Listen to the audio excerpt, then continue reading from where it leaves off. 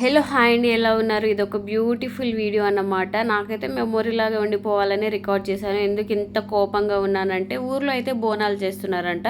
అది కూడా సడన్గా అన్నమాట. మేమేమనుకున్నామంటే బోనాలు చాలా మంచిగా చేసుకోవాలి, కొత్త ఇల్లు కట్టుకున్నాం కదా, బోనాలు ప్లస్ కొంచెం ఇల్లుకు సంబంధించిన పూజలు చేసుకోవాలి అనేసి అనుకున్నాము. కాకపోతే మనం అనుకున్నట్టు అవుతుందా? ఊర్లో వాళ్ళైతే ఇంకా అందరు చేసేసుకుంటున్నారంట. ఇంకా మనం ఒక్కరే చేయకపోతే బాగుండదులే అన్నట్టు ఇంకా మేమైతే ఊరికి వెళ్తున్నాం చేద్దాం అనేసి. నాకు అస్సలు ఇష్టం లేదన్నమాట ఆ రోజు బోనాలు చేయడము. ఇంకేం చేస్తాం, అందరితో పాటు మనం కూడా చేసుకోవాలి దేవుడి పూజ అనేసి మా హస్బెండ్ కొంచెం కన్విన్స్ చేసి చెప్పారు. అప్పటికప్పుడు రెడీ అవ్వు వెళ్దామంటే ఎట్లుంటుంది చెప్పండి. అందుకే నాకు అంత కోపం వచ్చిందన్నమాట. అదే ముందే ఇంకా ఫిక్స్ మనం చేసేసుకుంటున్నాము అంటే అదొకలాగా ఉంటుంది, అదొక ఫీలింగ్ వేరేలాగా ఉంటుంది అనుకోండి. మనం ఈ సండే వద్దు, నెక్స్ట్ సండే చేసుకుందాము, అందరు అట్లనే అంటున్నారు అనేసి చెప్పేశారన్నమాట. ఇంకా సడన్గా అయితే ఇంకా వెళ్ళాల్సిందే, వెళ్దాం వెళ్దాం అనేసి అన్నారు. ఇంకా ఊరికెళ్ళి డిసైడ్ చేద్దాం, ఫస్ట్ అయితే ఊరికి వెళ్దాం అన్నట్టే వెళ్ళామన్నమాట.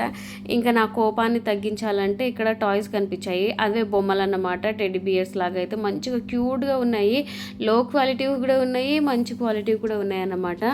ఇంకా ఇవి ఇప్పిస్తే నేను కొంచెం హ్యాపీగా ఫీల్ అవుతానని నేను అనుకొని, ఇంకా నీకు బొమ్మ కావాలా, అది నాకు కానే కాదు, అది ఎంత తీసుకున్నా సరే, 2 బొమ్మలు తీసుకున్నా 3 బొమ్మలు తీసుకున్నా అది మా బ్రదర్కే అవుతుంది, నాకేం కాదు. కాకపోతే నీకు ఒక మంచి క్యూట్ బొమ్మ తీసుకొస్తాను అనేసి కార్ దిగి వెళ్ళి 2 బొమ్మలు అయితే కొన్నారన్నమాట. ఫైనల్గా మంచివి, కానీ అస్సలు తగ్గట్లేదన్నమాట రేట్ అయితే. ఇదైతే మా ఇంటి దగ్గరనే ఉండే, రోడ్ పైన అయితే ఇలా బొమ్మలన్నీ పెట్టుకొని కూర్చున్నారు. ఇక్కడ కోపం అంతా పోయింది బొమ్మలు చూసేసరికి. ఏ బొమ్మ తీసుకోవాలో నేను కార్లో నుంచి చూపిస్తున్నాను అన్నమాట.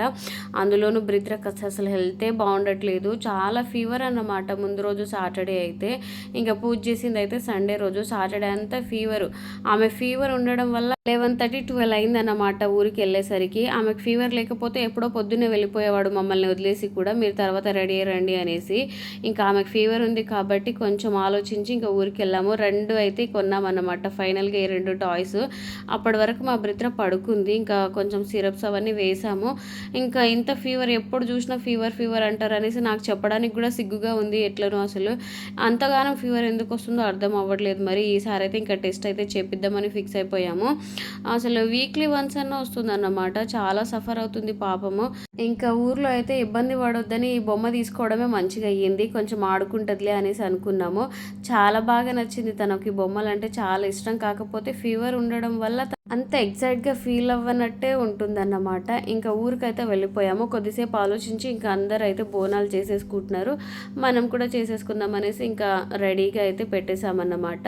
ఇదైతే భోగి ఇస్తామన్నమాట, మా బంజారా స్పెషల్. బోనాలకి ఫస్ట్ అయితే భోగి ఇచ్చి బెల్లం అన్నం వండి దేవుడికి పూజ చేసేసిన తర్వాత ఇంకా మేకనో యాటనో ఏదో ఒకటి కోసేసుకుంటారు.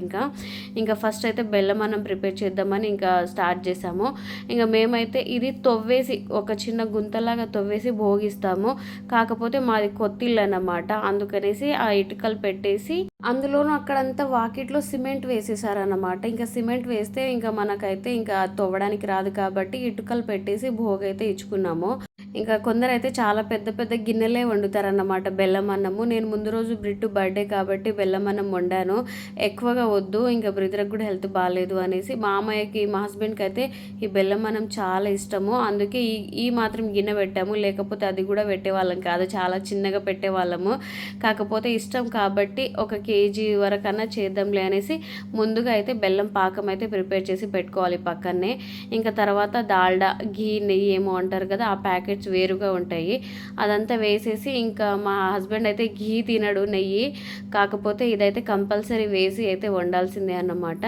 అందులో స్పెషల్ ఏంటంటే కొబ్బరి ఇలా ముక్కలుగా కట్ చేసి వేయాలి, లవంగాలు, ఇలాచి అయితే వేయాలన్నమాట. మనం ఏం స్వీట్ చేసినా ఇలాచి వేస్తాం కానీ లవంగాలు వేయం కదా, దీంట్లో మాత్రం లవంగాలు కంపల్సరీ వేయాలన్నమాట. ఇంకా కొబ్బరి ముక్కలు ఉంటాయి కదా, అది గోల్డెన్ బ్రౌన్ కలర్ వచ్చేంత వరకు కలుపుకొని ముందుగా నానబెట్టుకున్న బియ్యం అయితే వేసేస్తున్నాము. ఇదంతా ప్రాసెస్ మా మామయ్య గారు చేస్తారు ప్రతి ఇయర్. కాకపోతే మా మామయ్య గారికి చెయ్యి అంతగా బలం రావట్లేదు, అంతగా పని చేయట్లేదు కాబట్టి ఇంకా మా హస్బెండ్కి అయితే నేర్పిస్తున్నారు. పక్కన కూర్చొని ఇట్లా చేయాలి అట్లా చేయాలి అనేసి ఇంకా చెప్తా మా హస్బెండ్తోనైతే చేపిస్తున్నారు అన్నమాట. ఇంకా ఈయన అయితే ఇంకా పట్టుకోవడానికి కూడా రావట్లేదు గిన్నె, ఇంకా బట్ట పట్టుకొని కలిపి ఇంకా ఆయనకు వచ్చినట్టు చేశారు. ఆయన ఏం చేయలేదు, కొన్ని కలపడం ఇలాంటివే చేశారన్నమాట. నేను మా అక్కనే చేసేసాము ఈ బెల్లం అన్నము. అసలు టేస్ట్ అయితే చాలా బాగా వచ్చింది. మరీ ఎక్కువ స్వీట్ లేకుండా మరీ స్వీట్ తగ్గకుండా చాలా పర్ఫెక్ట్గా వచ్చిందన్నమాట. నాకు అట్లుంటేనే బెల్లం అన్నం అంటే చాలా ఇష్టము. ఈ బెల్లం అన్నం దేవుడికి ఎక్కించేసి భోగిచ్చిన తర్వాత అయితే ఇంకా యాటన్కి వస్తాం కదా, అప్పుడైతే కొన్ని మటన్ ముక్కలు తీసుకొని ఎల్లో చారులాగా చేస్తారన్నమాట. మీకు అర్థం అవ్వడానికి నేను ఎల్లో చారులాగా చెప్తున్నాను. ఓన్లీ పసుపు ఉప్పు వేసి చారులాగా అయితే చేసి ఈ బెల్లం అన్నంలో కలుపుకొని తింటే సూపర్ ఉంటుంది టేస్ట్ అయితే. మా భాషలో బంజారాలో అయితే ఫేరెర్ పల్చు అంటారు. ఎంతమంది బంజారాస్ వీడియో చూస్తున్నారో కామెంట్ చేయండి. నాకైతే చెప్పడానికి నవ్వు వస్తుంది. నవ్వు అంటే మళ్ళీ సిగ్గుతో కాదు, జస్ట్ చెప్పడానికి అట్లా అనిపిస్తుంది అన్నమాట. కానీ మా బంజారాలో ఏది చెప్పాలన్నా నేను ప్రౌడ్గానే ఫీల్ అవుతాను. ఏది తక్కువ చేసి అయితే మాట్లాడాను. ఇంకా రైస్ కూడా బాగా ఫ్రై చేసుకోవాలి నెయ్యిలో. రైస్ కూడా బాగా ఫ్రై అయిపోయిన తర్వాత ముందుగా ప్రిపేర్ చేసుకున్న బెల్లం వాటర్ ఉంటుంది కదా, అది పోసేసి ఇంకా కొలతతోని పోసేసుకోవాలన్నమాట. పర్ఫెక్ట్గా ఉడికిపోతుంది. మా హస్బెండ్ అయితే అలసిపోయినట్టున్నారన్నమాట. ఇక్కడ మాట్లాడుతున్నారు బోనాల పండుగ స్పెషల్గా పెద్ద పెద్ద స్పీచ్లే మాట్లాడతారు మా హస్బెండ్ అయితే. ఇక కొత్త ఇల్లు కొంచెం పనులు అయితే అవ్వలేవు, ఆల్మోస్ట్ ఇల్లంతా అయిపోయింది. ఇంకా కొన్ని పనులు అయితే అవ్వలేవు. ఆ పనులన్నీ పూర్తయిపోగానే నేను ఇల్లు మొత్తం చూపిస్తాను. ఆ ఇల్లుకు పడ్డ కష్టం అయితే మామూలుగా లేదన్నమాట. డబ్బు పరంగా ఎంత కష్టపడ్డామో మెంటల్గా కూడా అంతే సఫర్ అయ్యామన్నమాట. ఇంకా బెల్లం అన్నం అయ్యే లోపు ఇక్కడ కొద్దిసేపు కూర్చున్నాము. ఇంకా మధ్యలో అయితే కలుపుతూ ఉండాలన్నమాట, ఇంకా మాడిపోతుంది కదా. ఇది కట్టెల పొయ్యి మీద చేస్తాం ప్రాసెస్ కాబట్టి కొంచెం మంట ఎక్కువగానే ఉంటుంది.